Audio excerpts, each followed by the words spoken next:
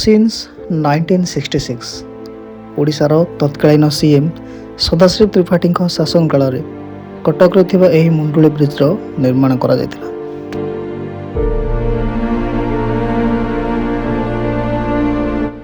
ଆପଣ ଯଦି କେବେ ନରାଜ ଯାଇଥିବେ ତ ଏ ବ୍ରିଜ୍କୁ ନିଶ୍ଚୟ ଦେଖିଥିବେ, କାରଣ ଏ ବ୍ରିଜ୍ ଭୁବନେଶ୍ୱର, କଟକ ଏବଂ ଆଠଗଡ଼କୁ କନେକ୍ଟ କରିଥିବା ଏକମାତ୍ର ଲାଇଫ୍ ଲାଇନ୍। ବନ୍ୟା ଜଳର ଖବର ଶୁଣି ମୁଁ ଆଉ ମୋ ଟିମ୍ ବାହାରିଥିଲୁ ମୁଣ୍ଡୁଳିର ଏ ବ୍ରିଜ୍କୁ ଦେଖିବା ପାଇଁ। ହେଲେ ସେଠି ଯାଇ ସକାଳେ ଯେଉଁ ଦୃଶ୍ୟ ଆମେ ଦେଖିଲୁ ତାହା ଅତ୍ୟନ୍ତ ମନୋଭବ ଥିଲା।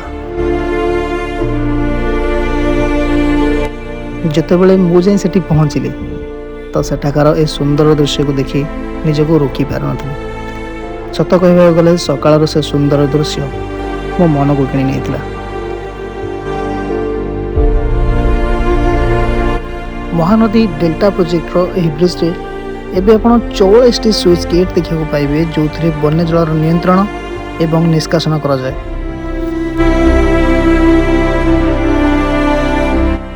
ଗୋଟେ କଥା ମୋତେ ଇଏ ଦେଖି ବି ଆଶ୍ଚର୍ଯ୍ୟ ଲାଗିଲା, ଏତେ ସୁଅ ପାଣିରେ ବି ସେଠିକାର ଲୋକାଲ ମାଛ ଧରାଳୀମାନେ ଆରାମରେ ମାଛ ଧରୁଥିଲେ।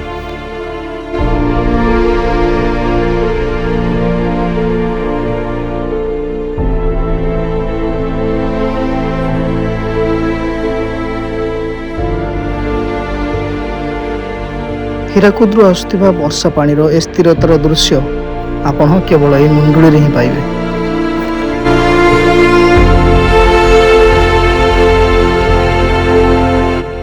କିନ୍ତୁ ଅନ୍ୟପଟରେ ବୋହି ଯାଉଥିବା ସେ ବର୍ଷା ପାଣିର ଭୟଙ୍କର ରୂପ ଆପଣଙ୍କୁ ନିଶ୍ଚୟ ଡରାଇବ।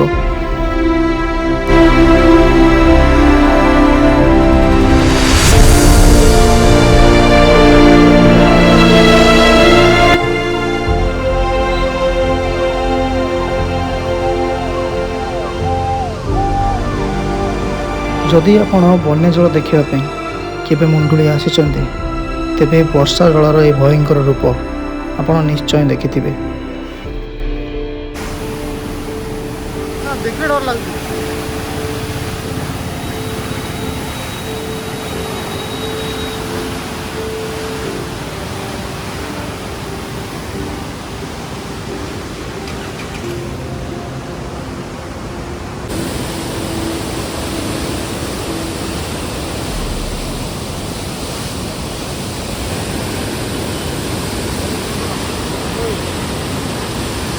ମୁଣ୍ଡୁଳି ବ୍ରିଜ୍ର ପ୍ରାକୃତିକତା କ'ଣ ଆପଣ ଜାଣନ୍ତି?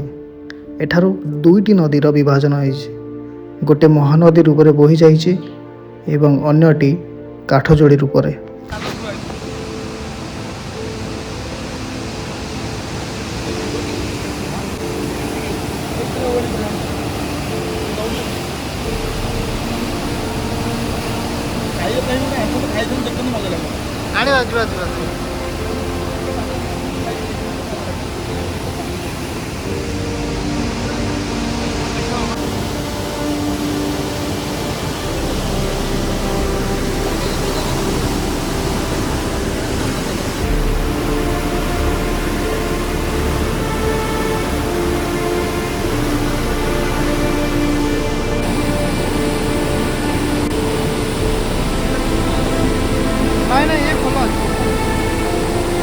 ପାଣି ଯାଉଛି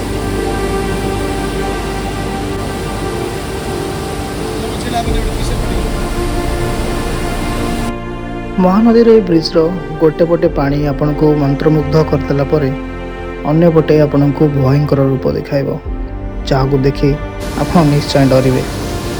ସୋ ଦୀର୍ଘ ସମୟ ଦେଖି ସାରିଲା ପରେ ଆମେ ବାହାରିଥିଲୁ ଘରକୁ।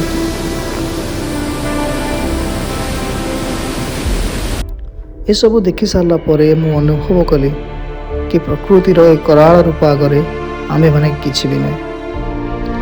ଯଦି ଭିଡ଼ିଓସ୍ ଆପଣଙ୍କୁ ଭଲ ଲାଗିଥିବ ତ ନିଶ୍ଚୟ ଗୋଟେ ଲାଇକ୍ କରିବେ ଏବଂ ସେୟାର ବି କରିବେ। ଯଦି ଭିଡ଼ିଓସ୍ରେ କିଛି ଇନଫର୍ମେସନ୍ ଭୁଲ ଥାଏ ତ କମେଣ୍ଟ ମାଧ୍ୟମରେ ଜଣାଇବେ। ଦେଖା ହେବ ନେକ୍ସଟ ଭିଡ଼ିଓସ୍ରେ। Thanks for watching.